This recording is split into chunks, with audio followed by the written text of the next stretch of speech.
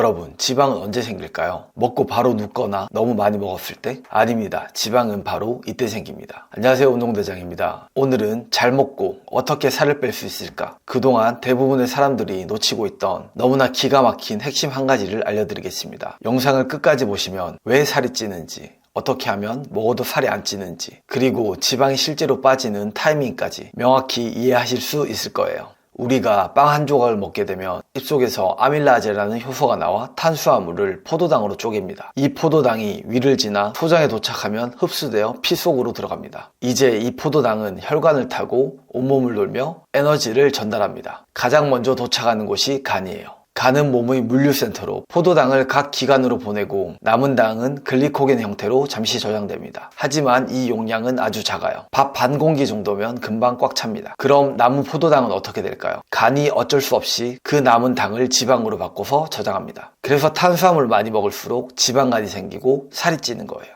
반대로 올리브유처럼 불포화 지방은 간을 거의 거치지 않고 바로 세포로 이동해 에너지로 바로 사용됩니다. 실제로 하버드 공중보건대학 연구에 따르면 불포화 지방을 충분히 섭취한 그룹은 정제 탄수화물, 포화 지방을 많이 섭취한 그룹보다 체중 증가 위험이 약 30% 이상 낮았습니다. 즉 탄수화물은 저장을 부르고 지방은 연소를 부른다. 그런데 왜 이런 차이가 생길까요? 핵심은 바로 인슐린이에요. 빵 같은 탄수화물을 먹으면 혈당이 오릅니다. 이때 췌장에서 인슐린이라는 호르몬이 나와요. 그럼 인슐린은 세포야 문 열어. 포도당이 들어가야 에너지를 만들 수 있어. 인슐린은 에너지의 문지기 같은 존재예요. 세포 표면에 있는 수용체와 결합하면 포도당이 세포 안으로 들어가서 미토콘드리아에서 에너지로 바뀝니다. 그런데 우리가 너무 자주, 너무 많이 먹으면 인슐린이 계속 문을 두드리니까 세포가 말하죠. 그만 좀 들어와. 귀찮아 죽겠어. 그리고 문을 닫아버립니다. 이게 바로 인슐린 저항성이에요. 그 결과 포도당은 세포 안에 못 들어가고 대신 지방세포로 밀려 들어갑니다. 그렇게 되면 지방세포는 크기도 늘고 개수도 무한히 늘어납니다. 그래서 빵, 과자, 설탕 같은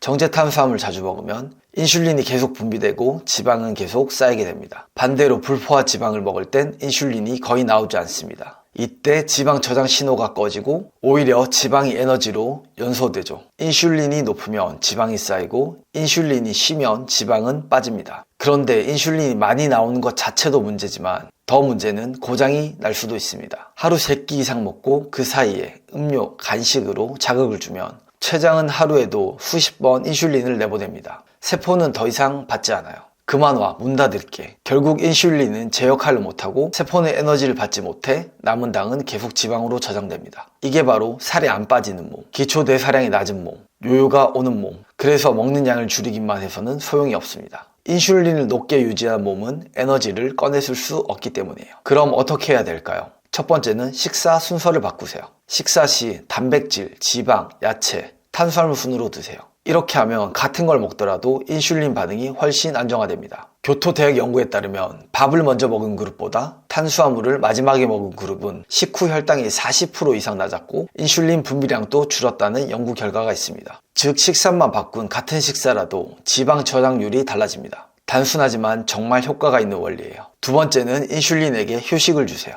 인슐린은 공복 상태에서만 휴식하게 됩니다. 그래서 간헐적 단식이 효과적인 거예요. 존슨 호킨스 의대 연구에 따르면 하루 16시간 공복을 유지한 그룹이 동일한 칼로리를 먹는 그룹보다 인슐린 저항성이 확실히 개선되었다는 연구 결과가 있습니다. 처음엔 12시간 공복부터 시작해보세요. 예를 들면 저녁 7시까지 식사를 하고 다음날 아침까지는 아무것도 먹지 않는 거예요. 익숙해지면 16시간, 18시간까지 늘려도 좋습니다. 이때 물, 블랙커피, 무가당 차는 괜찮습니다. 단 음료나 주스는 피해야 합니다. 그럼 이렇게 생각하실 수도 있는데요. 단백질이나 지방만 먹으면 살이 안 찌나요? 그렇진 않습니다. 지방도 에너지원이기 때문에 과하게 먹으면 결국 저장됩니다. 특히 인슐린이 높은 상태에서는 더 쉽게 지방으로 변하게 됩니다. 그렇다면 단백질은 괜찮지 않나요? 단백질은 기본적으로 지방으로 바로 저장되진 않지만 과하게 섭취하면 일부가 당으로 전환되어 인슐린을 자극할 수도 있습니다. 그래서 균형 잡힌 섭취와 순서가 중요합니다. 위 내용을 정리하자면 인슐린이 과할 때 지방은 저장된다. 인슐린이 쉴 때 지방이 연소된다. 살을 빼려면 운동보다 먼저 호르몬 환경부터 바로 잡아야 합니다. 오늘부터 딱 2가지만 실천해보세요. 단백질, 지방, 야채 먼저 먹고 탄수화물은 마지막에 드세요. 공복 시간을 최대한 길게 유지하세요.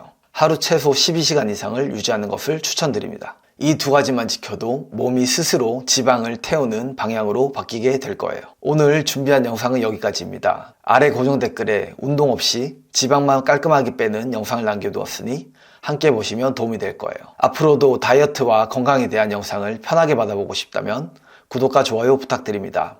영상 제작에 큰 힘이 됩니다. 행복한 하루 되세요.